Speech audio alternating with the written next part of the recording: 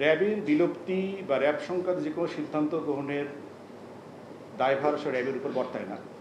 সরকার এই বিষয়গুলো বিবেচনা করবেন। আমাদের দায়িত্ব হচ্ছে দায়িত্ব পালন করে যাওয়া, আমাদের কর্তব্য হচ্ছে দায়িত্ব পালন করা। এবং যেহেতু আমরা রাষ্ট্রের সুযোগ সুবিধা নিয়ে বেড়ে উঠছি, রাষ্ট্রের সুযোগ সুবিধা ভোগ করছি, সেক্ষেত্রে আমাদের মূল কাজই হচ্ছে র্যাবকে জনগণের সামনে একটা ভালোভাবে উপস্থাপন করা, কাজের মাধ্যমে নিজেদেরকে প্রতিষ্ঠিত করা।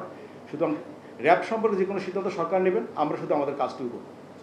আপনি বিগত 1.5 বছরে, বিশেষ করে পূর্ববর্তী সরকারের কথা বলি এবং এখন সময়ে যেটুকু সময় আমরা পাচ্ছি, আমাদের কার্যক্রম যদি আপনারা পর্যালোচনা করে দেখেন, তখন দেখবেন যে র্যাবের অপকর্ম বা অপকীর্তির ইতিহাস কিন্তু খুব বেশি নেই। তার মানে এটাতেই প্রমাণিত হয় যে র্যাবকে যদি সঠিকভাবে পরিচালনা করা যায়, তাহলে র্যাব সঠিক পথে পরিচালিত হতে পারে। এবং আমি মনে করি এ ব্যাপারে সরকার চেষ্টা করছেন আমাদেরকে ভালো কাজে সম্পৃক্ত করবার জন্য, এবং আমি আশা করি, বিশ্বাস করি যে র্যাব সঠিক পথে পরিচালিত হবে। আমি মনে করি সরকারের যে চিন্তা ভাবনা আছে তাতে রাজনৈতিকভাবে বিষয় না বলে যদি বলি সঠিক পথে পরিচালিত হবে, এই ব্যাপারে সরকারের প্রয়োজনীয় নির্দেশনা আমরা পেয়েছি। ধন্যবাদ। আমি অত্যন্ত পেশাদারী, প্রযুক্তি নির্ভর, জনবান্ধব এবং যে মানবতার কথাগুলো বলা হচ্ছে, যে মানবিকভাবে যেন আমরা কাজ করতে পারি, সেরকম একটা অবস্থানে আমি দেখতে চাই এবং আমরা মনে হয় সেই জায়গায় আমরা যেতে পারব। ধন্যবাদ। আমরা গোয়েন্দা তৎপরতা বৃদ্ধি করেছি এবং যে বিষয়গুলোর কথা আপনি উপস্থাপন করেন এগুলো আমরা জেনেছি। এই বিষয়গুলো আমাদের গোচরে আছে এবং এগুলোর উপর আমরা কাজ করছি। বিগত সময়ে আমরা অনেক কারণে অনেক দিকে দৃষ্টি দিতে পারিনি, বিশেষ নির্বাচন ছিল আমাদের সবচেয়ে বড় প্রায়োরিটির জায়গা, সেই কারণে আমরা এই বিষয়গুলোর দিকে নজর দিতে পারিনি।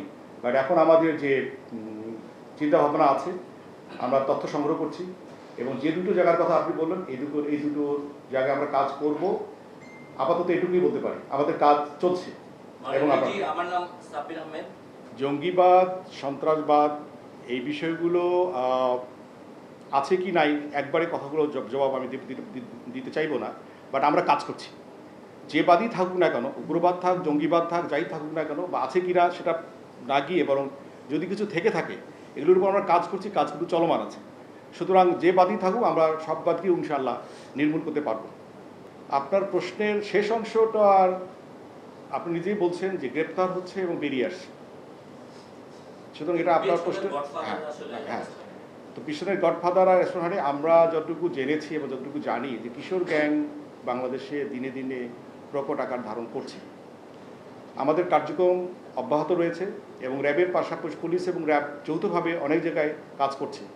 তো কিশোর গ্যাংদেরকে সবসময় আইনের মধ্যে রাখতে একটু সমস্যা হয়, আপনারা নিজেও যে কথা বললেন। তো আমাদের চেষ্টা অব্যাহত রাখছে এবং আপনারাও আপনাদের মতো করে একটু বলতে থাকেন যে কারা কারা এদেরকে পরিচালনা করছে। তারাও যদি সামাজিকভাবে একটু ধিকৃত হতে পারে, যে সমস্ত গোষ্ঠী বা সংগঠন এই সমস্ত কিশোর গ্যাংকে সহায়তা করছে, তাদেরকেও আপনি একটু এক্সপোজড করেন, তাহলে আমাদের জন্য কাজটা সহজ হবে। আমরা চেষ্টা চালিয়ে যাচ্ছি এবং আমাদের এ ব্যাপারে কোনো কম্প্রোমাইজ থাকবে না। যে র্যাব 2004 সালে প্রতিষ্ঠা লাভ করে, প্রতিষ্ঠা লাভের পর থেকে এই এলিট ফোর্স হিসাবে র্যাব সন্ত্রাস দমন, মাদক বিরোধী কার্যক্রম, অবৈধ আগ্নেয়াস্ত্র এবং গোলাবারুদ উদ্ধার সহ দেশে আইনশৃঙ্খলা রক্ষায় গুরুত্বপূর্ণ ভূমিকা পালন করে আসছে। আপনারা জেনে আনন্দিত হবেন যে গত 90 দিনে র্যাব ফোর্সেস দেশের বিভিন্ন স্থানে অভিযান পরিচালনা করে 331টি অস্ত্র উদ্ধার এবং এতদ সংক্রান্তে 104 জন অভিযুক্তকে গ্রেফতার করেছে। এতদ বিষয়ে আমি আপনাদের সামনে সম্প্রতি র্যাবের উল্লেখযোগ্য কিছু সাফল্যের তথ্য তুলে ধরছি।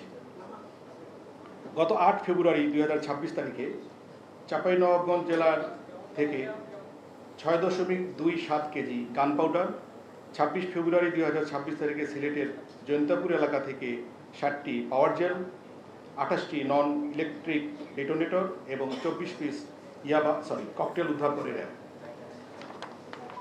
গত 9 মার্চ 2026 তারিখে সিরাজগঞ্জ জেলার সলঙ্কা থানাধীন এলাকায় র্যাব অভিযান পরিচালনা করে বিদেশি পিস্তল, রাইফেল, SBBL, শটগান এবং প্রায় 1000 রাউন্ড গুলিসহ কাকুন বাহিনী এবং কালু বাহিনীর সক্রিয় সদস্য রাকিব রানা এবং আলমগীর হোসেন ওরফে শুটার আলমগীরকে গ্রেপ্তার করে।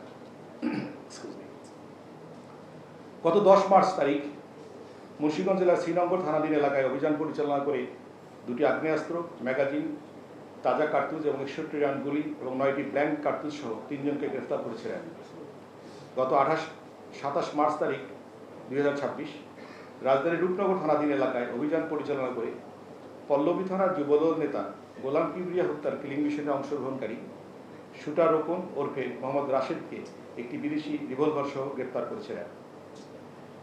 আপনারা সকলেই জানেন যে চট্টগ্রাম জেলার সীতাকুণ্ড থানায় জঙ্গল সলিমপুর ছিল অপরাধীদের অভয়ারণ্য এবং অবৈধ অস্ত্র মজুদের একটি নিরাপদ স্থান।